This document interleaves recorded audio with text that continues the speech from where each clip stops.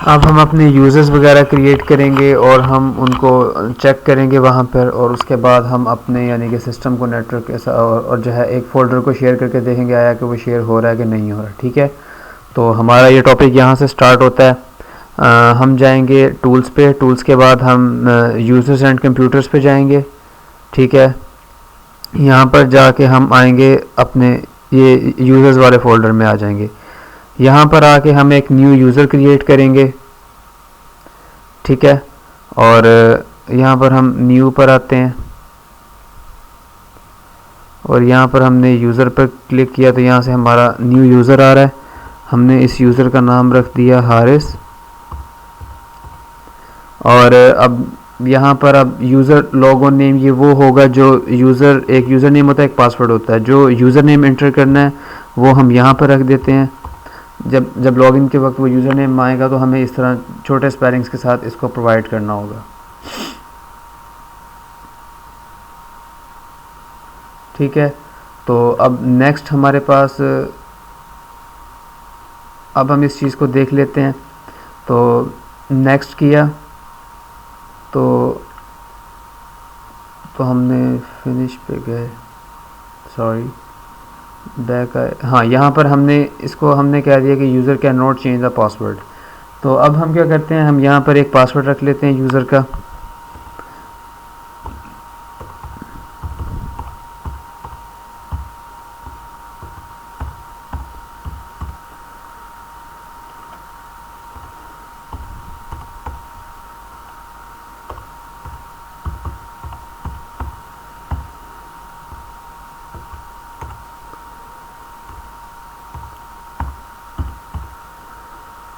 चलें जी, हमने नेक्स्ट किया और हमारा यूज़र क्रिएट हो गया क्योंकि हमने उसका पासवर्ड वगैरह सारा कुछ सेट कर दिया यहाँ से। ठीक है तो अब हम आते हैं, अब हम यहाँ पर एक ग्रुप क्रिएट कर लेते हैं। हम न्यू पे गए, हमने न्यू से एक ग्रुप क्रिएट किया, उसका नाम हमने रख दिया फ़र्ज़ किया उस ग्रुप का नाम है हमारे पास क्लास, CLASS क्लास।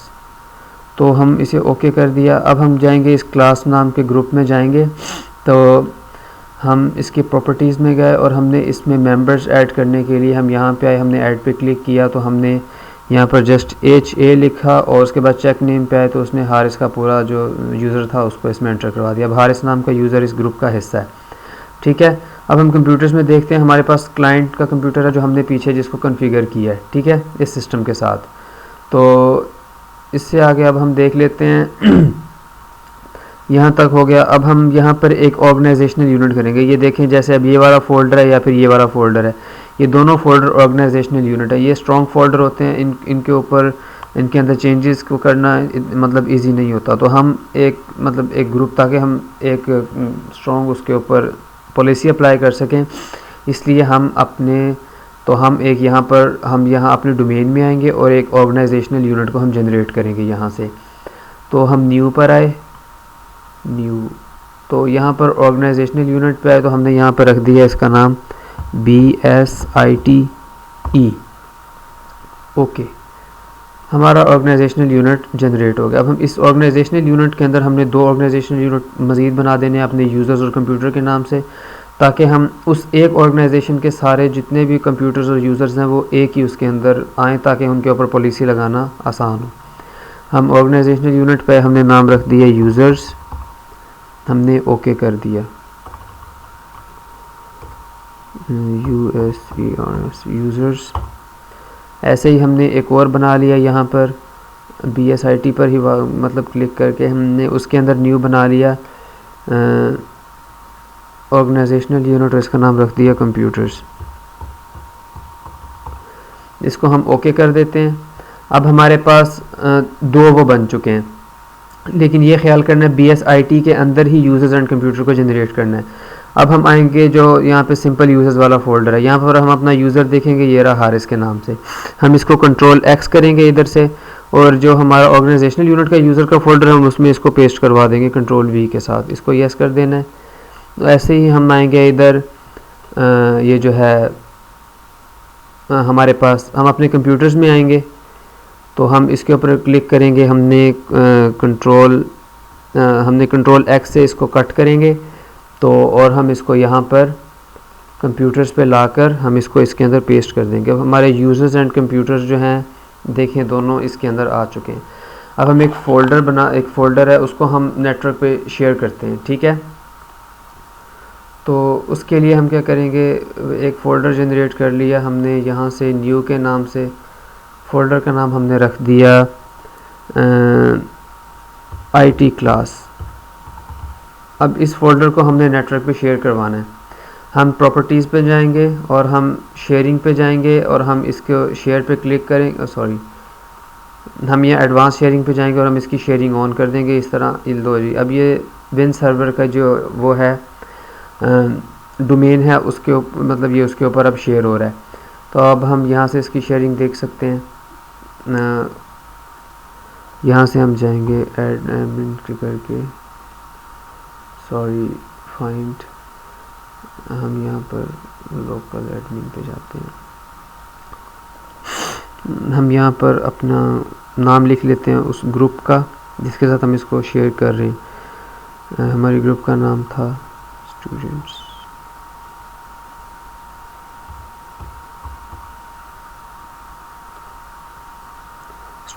हमने उसके साथ इसको शेयर करवा दिया और ओके। मज़ीद हम इसकी सिक्योरिटी पे जाके देख सकते हैं कि भाई कौन कौन इस ग्रुप के साथ इंटरेक्ट कर रहा है, मतलब कौन कौन इस सिस्टम का हिस्सा है।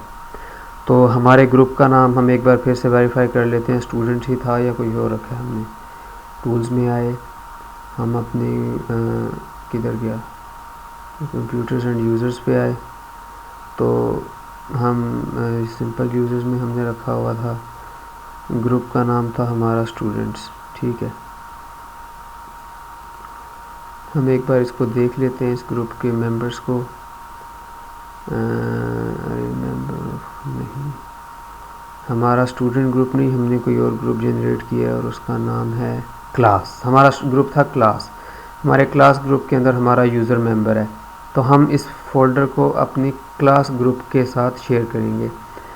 तो हमने यहाँ पर लिखा क्लास CL, चेक नेम किया तो ये क्लास आ गया।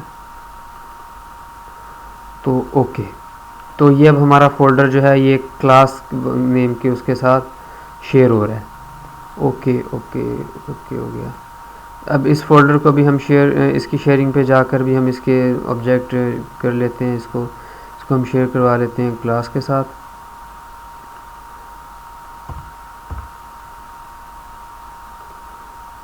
फाइंड पे गए, हमने यहाँ पर CL जस्ट लिखेंगे, चेक नेम्स पे गए, इसने क्लास के साथ ऐड करवा दिया इसको। ओके ओके, अब हम इसकी शेयरिंग पे जाते हैं।